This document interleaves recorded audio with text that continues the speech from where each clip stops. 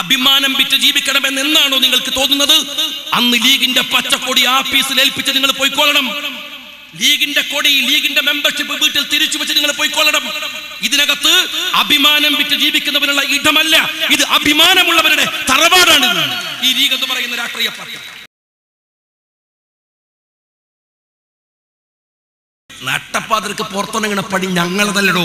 ഞങ്ങൾ പട്ടാപ്പകൽ പുറത്തിറങ്ങുന്ന ആൺകുട്ടികളാണ്, ധീരന്മാരാണ്. ഇരുട്ടിന്റെ മറവിൽ പുറത്തിറങ്ങുന്നവർ ഭീരുക്കളാണ്, ധീരന്മാരല്ല. ഇരുട്ടിന്റെ മറവിൽ ഒരുത്തനെ കുത്താൻ 10 ആള് പോണ പണിക്ക് ധീരനല്ല, ഭീരുത്വം എന്താ വിളിക്കുക?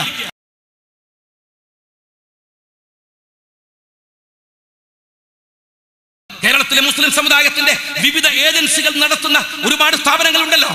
ഈ സ്ഥാപനങ്ങളുടെ അടിമാന്തി നോക്കിയാൽ ഈ പാവപ്പെട്ട കാക്കന്മാരുടെ വിയർപ്പിന്റെ വില നിങ്ങൾക്ക് മനസ്സിലാകും. ആ സ്ഥാപനങ്ങളൊക്കെയാണ് കുറെ മുതലാളിമാർ, കുറെ വരേണ്യവർഗങ്ങൾ അവന്റെയൊക്കെ തറവാട്ടു സ്വത്ത് പോലെ കൊണ്ടു നടക്കുന്നത്. ആ തറവാട്ടു സ്വത്തുകൾ ഈ സമുദായത്തിന്റെ തറവാട്ടു സ്വത്താക്കി മാറ്റാനുള്ള സമരമാണ് മുസ്ലിം യൂത്ത് ലീഗുകാരൻ വരാനിരിക്കുന്ന ഭാവിയിൽ നടത്തേണ്ടത്.